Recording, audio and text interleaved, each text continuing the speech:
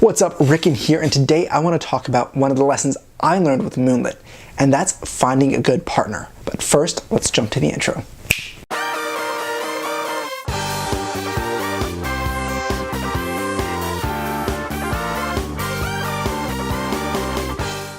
Now, if you're anything like me, at some point or another, you've talked to a friend and dreamed of starting a business together.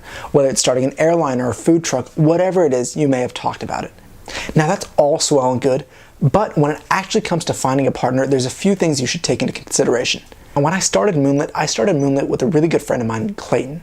Before I go any further, I want to say Clayton's a great guy, and this video is not at all to disparage him, but rather I want to talk about one of the things that would have made this partnership even stronger. To give you a little bit of backstory, Clayton and I have worked together since freshman year. We've done many group projects together, and we knew that both of us were entrepreneurial and hard workers, and we'd always bounce ideas off of each other. We were both especially interested in real estate. I'd been tinkering with the idea of what would end up becoming Moonlit for quite a while.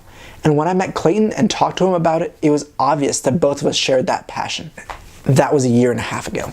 In a lot of ways, we complemented each other really well. He's really down to earth and focused on operations, very detail oriented, and I'm big picture. I love designing things and playing with new ideas. So together we made the dream team, and we always enjoyed working with each other.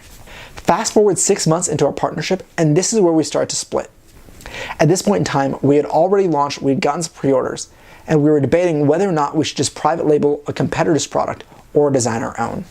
But the question at the heart of this is, do we want to sink more time into this, or do we want to let this be a side project? Both of us had great career opportunities. Clayton had just gone into a terrific accounting program, and I had a lot of other options as well. And that's where we decided to split.